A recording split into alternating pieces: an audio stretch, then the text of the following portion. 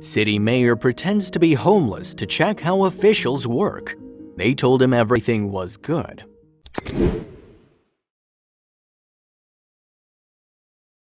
To understand the situation, needs, and wants of the homeless, Mayor Ben McAdams disguised himself as a homeless person, all to gain a first-person point of view by personally experiencing the life of a homeless person for 3 days and 2 nights. The 3 days and 2 nights that he spent disguised as a homeless person were a chilling experience. He was shocked and understood that homeless people too lived in a world of their own. By the end of the undercover mission, he understood how and what type of help these homeless people need. He stated, "I didn't do this for show or publicity purposes, but it's for the purpose of conducting field trips and understanding the life of street people." The first day he went for his undercover mission, he knew it would be unpleasant. He successfully mingled among the homeless people and made some new friends in a very low-key outfit, jeans and a hooded black sweatshirt. Out of goodwill, his new friends gave him 2 pieces of advice.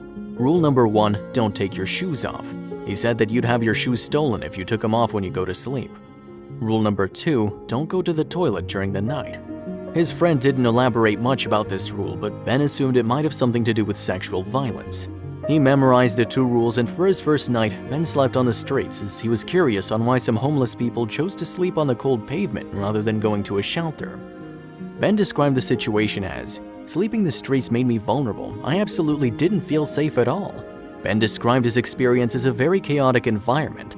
Fights broke out frequently and he only had 4 hours of sleep. Some folks said that it was better to sleep on the sidewalk than sleeping in the shelter. The first night passed by and Ben noticed there were a lot of homeless people sleeping on the sidewalks. He was very surprised as there were government shelters around, so why did everyone choose to sleep there? Ben's homeless friend told him that it's better to sleep in the open because the government shelters were occupied by gangs and drug abusers. Now Ben suddenly realized why everyone was sleeping on the sidewalk. On the second night, he spent his night at the road home shelter. The immediate events that he observed and experienced gave him a shock.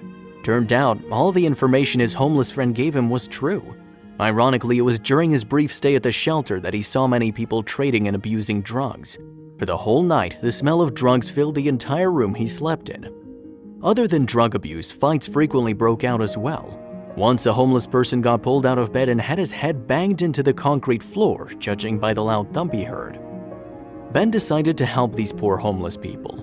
His 3 days of experience staying as a homeless person amongst the homeless led him to understand that those people had their own sets of troubles. Where to sleep, where to look for food, and how to spend a day. This is the life of a homeless person. These 3 questions consume most of their thoughts that they gave up looking for a job or for a house. They had their whole day occupied in trying to meet these ends. By the end of the day, they wouldn't have the energy left to look for work or a home to live in. Ben stated that his first task would be to move homeless families out of the shelter's harsh environment and to reduce the lawlessness terror in these shelters. Ben also decided to build 3 more new shelters and relocate local liquor stores away from the shelter's area, build a courtyard for the homeless to keep them off drug traders and other long-term reforms. Ben hopes his new shelter would give these homeless people a feeling of having a place to call home. "I know that my 3 days and 2 nights is nothing. It was a helpful insight," Ben said. "But I knew that if something happened, I have health insurance, I have a family, I have a home. My backstop was a phone call away." Even though the mayor's undercover mission to understand the homeless and helpless better was indeed an unusual and shocking effort for a mayor, Ben's effort was actually imperative for him to think about efficient solutions to social problems.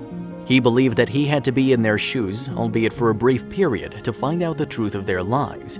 However, ironically, not many leaders are willing to do the same and only prefer to observe and hear from the comfort of their air-conditioned office. With such a good and reliable mayor, we believe that Salt Lake City will become a better place to live in.